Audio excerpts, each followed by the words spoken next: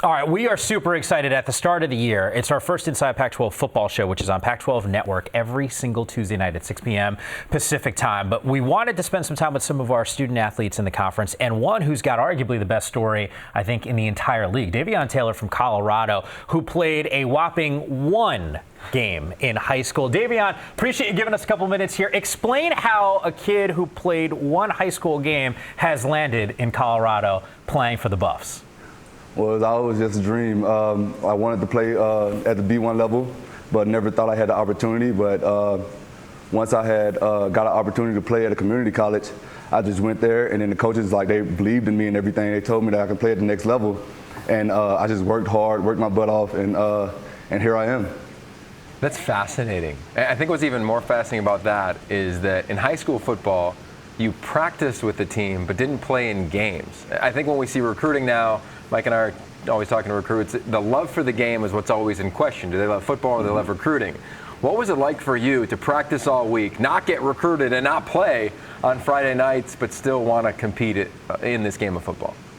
Well, it was hard, to be honest, because I practiced all the time, and then I was more like a scout team player, so I had played quarterback, I played running back, I played mostly every position, just to make the team better.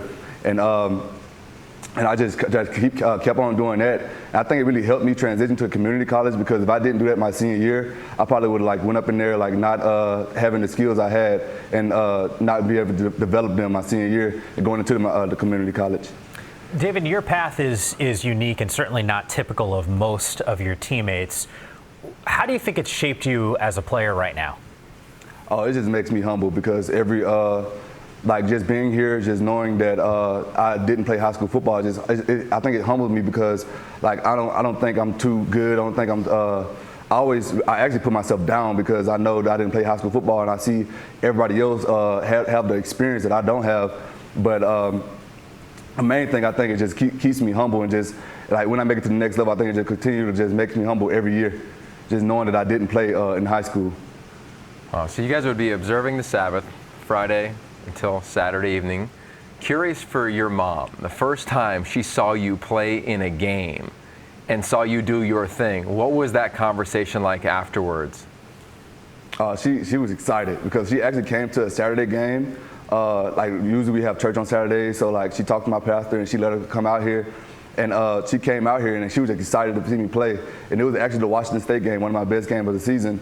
And I was happy to see her out there, and she was just happy to see me out there. After the game, we talked about it, and she see that that I could have, if she would have let me play in high school, I probably would have been a good player. But because of the religion, that she couldn't. But she's very happy for me, and she wanted to see me succeed. Wow. When your teammates found out that you didn't play a full season, let alone multiple seasons in high school, and did what you've done on the field, what were their initial conversations with you like? Every one of them impressed, because they always ask me how did you make it right here, and then knowing that I was one of the number one outside linebackers coming out of junior college, they always ask me how did I do it, and I always tell them it's just working hard and just believing that you can do anything. And then I always been a religious person, and I always think God just brought me here, and I always say He brought me here for a reason. That's why I just never stop working hard, and I always tell them that if you work hard, you can do anything.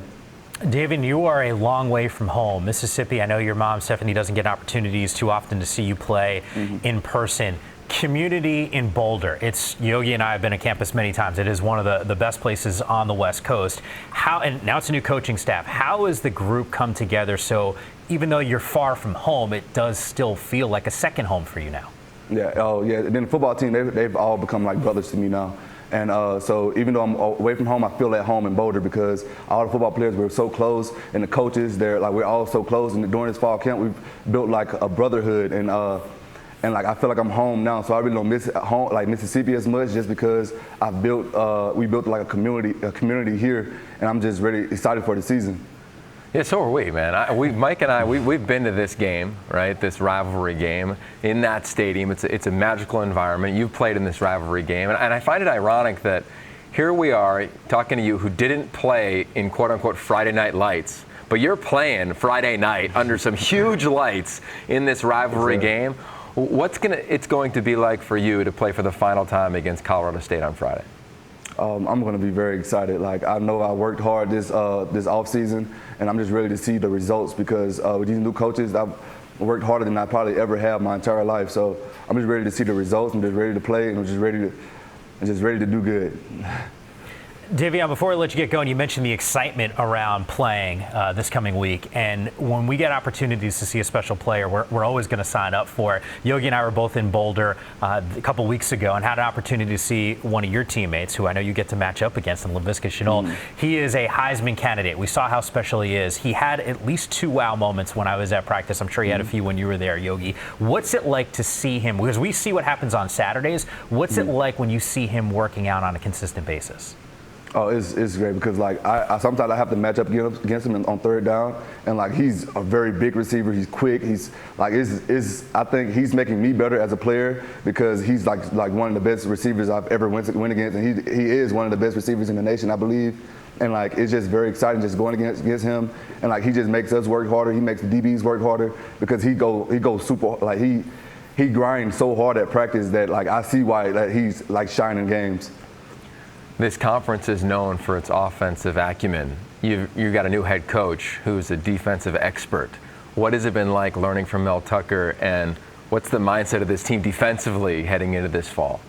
Relentless. That's one word he always say, and that one word that we always bring to practice. Like we try to be the most conditioned, the most physical. Like he bringing that SEC mentality in the Pac-12, and I think that's what this defense really needs in order to be successful. So that being said, are you going to start rocking the Cowboy collar like Nate Landman? I don't think I'm there yet. I think you should. I like it. Why not, man? Just have a little bit of maybe, you never know. Davion, we are looking forward to watching you on the football field, not only this upcoming week, but certainly throughout the course of the rest of the season. Appreciate you giving us some time. No problem.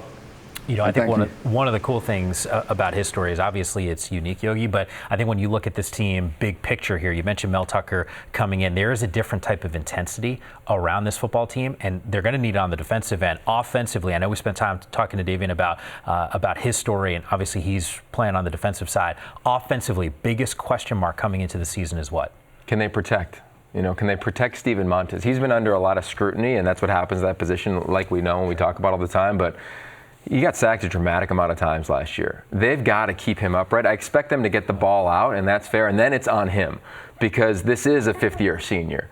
They've got to win games. They got to have success because Mel Tucker's building the program, and whether you talk to Herm Edwards or whatever the first-year coach is, they want to get going for the future. So I think it's on the O-line and then pressure, of course, on Steven Montez to perform. Ton of weapons offensively, and I get it. People talk about Montez and Laviska. You go across the board, though, especially at the wide receiver spot. Katie Nixon probably doesn't get enough credit. Yeah.